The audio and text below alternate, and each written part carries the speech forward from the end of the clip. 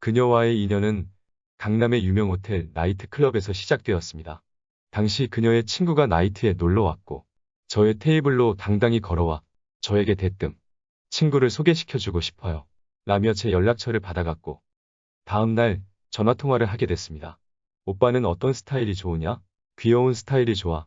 이내 만나는 날 두 명의 여자를 대동하고 나왔습니다.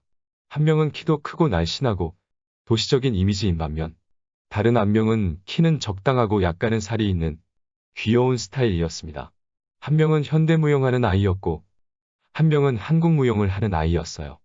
생긴 것과 어울리게 전공이 이해가 가더군요. 제 취향은 한국무용을 전공하는 아이였습니다.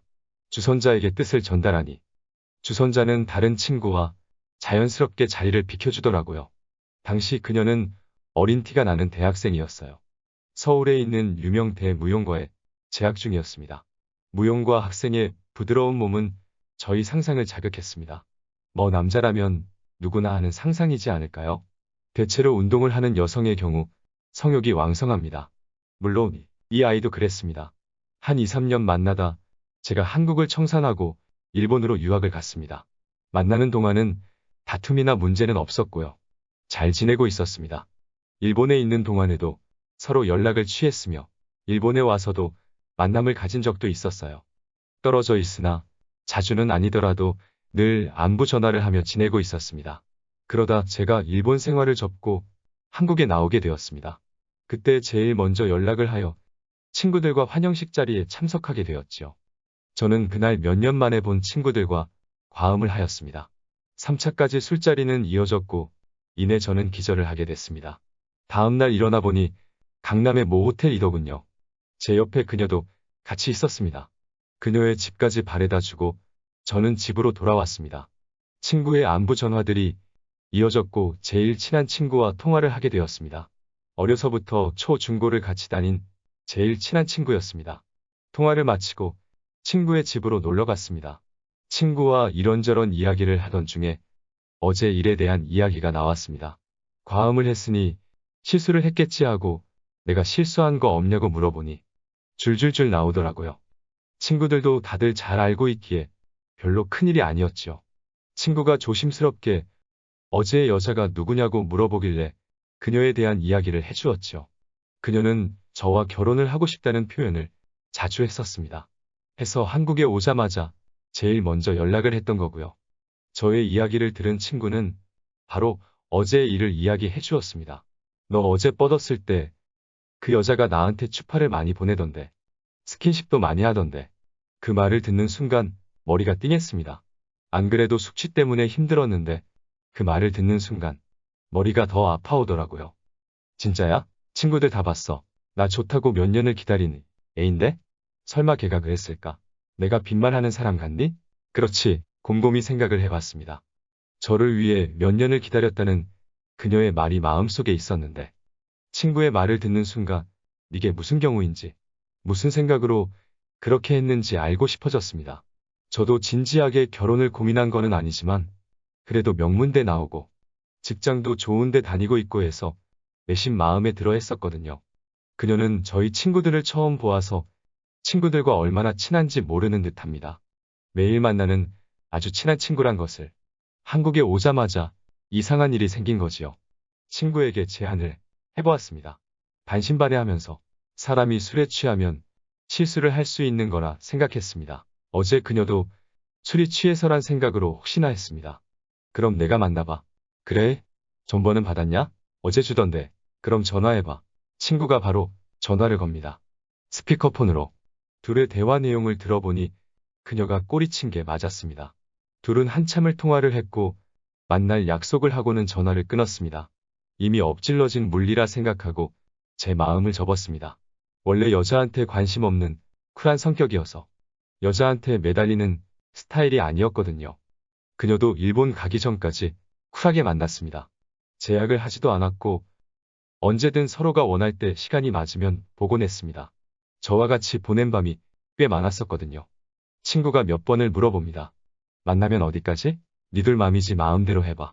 약속 날짜가 됐고 친구는 그녀를 만나러 간다며 전화를 해왔습니다. 건투를 빌어줬죠. 설마 했습니다. 그런데 바로 그날 둘은 잠자리를 가졌습니다. 친구는 처음부터 끝까지 모든 이야기를 토시 하나 안 빼고 들려주었습니다. 그녀는 친구와 만난 날 바로 잠자리를 가졌음에도 저에게는 평소처럼 대하고 있습니다.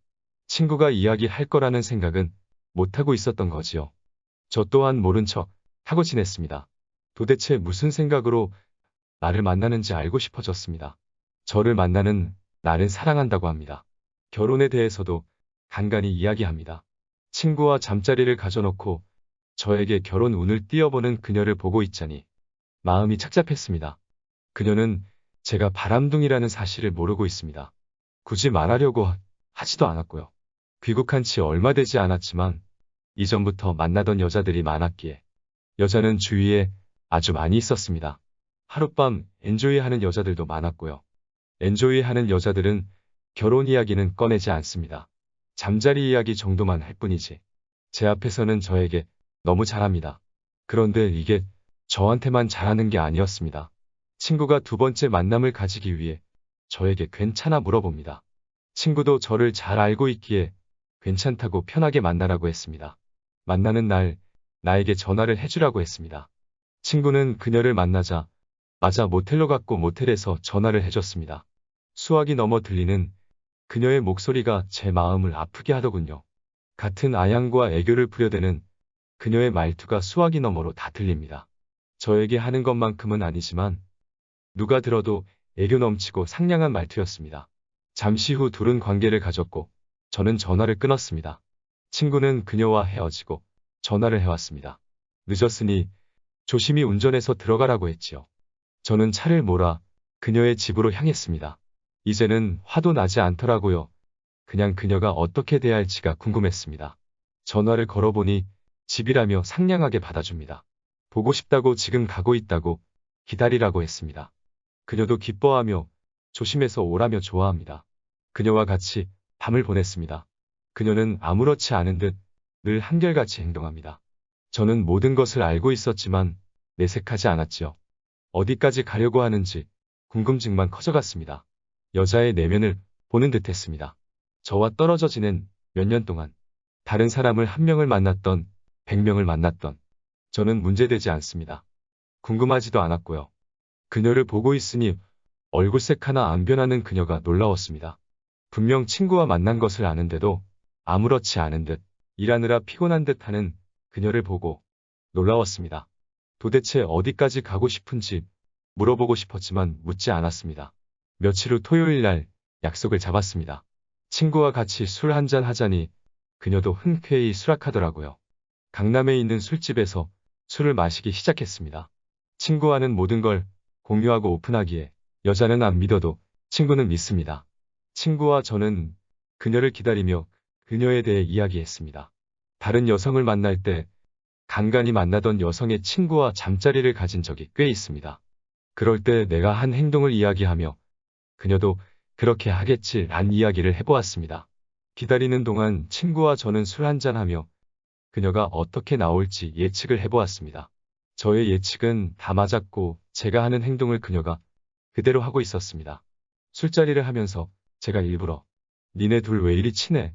언제 봤다고 하며 간간히 디스를 해보았습니다. 물론 친구는 모든 걸 알고 있었죠. 그녀는 그렇게 우리 둘을 오가며 만나고 있었습니다. 물론 제가 주의기는 했지요. 저는 약속을 하고 만나는 스타일은 아니었기에 언제나 불시에 제 시간에 맞춰 만나거든요. 친구는 약속을 하고 시간을 비워야지만 만날 수 있었습니다. 그렇게 우리는 돌이킬 수 없는 강을 넘어가고 있었습니다. 술자리를 마치면서 친구에게 부탁을 했습니다.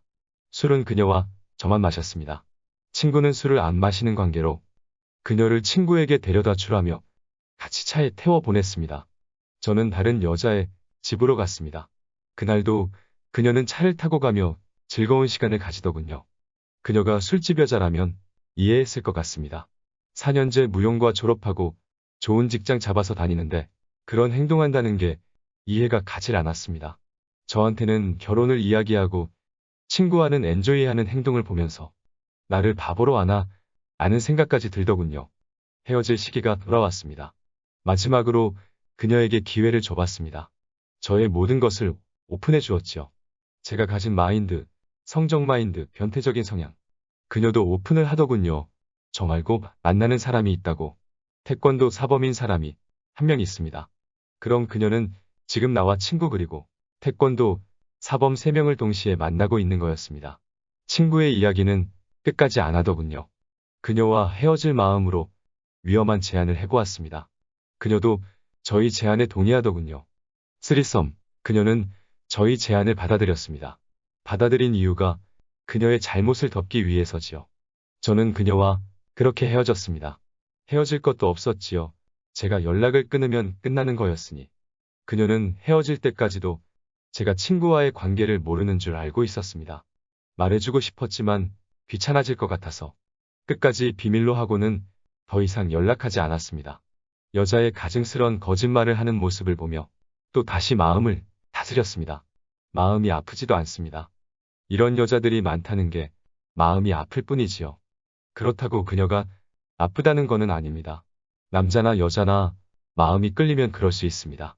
늘 제가 하던 행동을 그녀가 하는 거를 보니 마음이 착잡하더군요. 상대방들도 그랬겠구나 싶더라고요. 그러나 저는 최소한 걸리지는 않았거든요. 이게 그녀와 저희 차이인 거지요. 걸리지 않았어야 하는 게. 이런 경우들이 저에게는 참 많이 있었습니다. 여자에게 실망할 마음조차 없어지더군요. 그래서 저는 점점 더 제 마음의 문을 닫아버리게 되었습니다. 이럴 바에야 철저히 즐기는 게 낫지 않을까란 생각을 가진 거지요. 이때부터 저는 본격적으로 즐기는 카사노바가 되기를 결심했습니다. 오늘은 여기까지입니다. 구독, 좋아요, 알림 설정 부탁드립니다.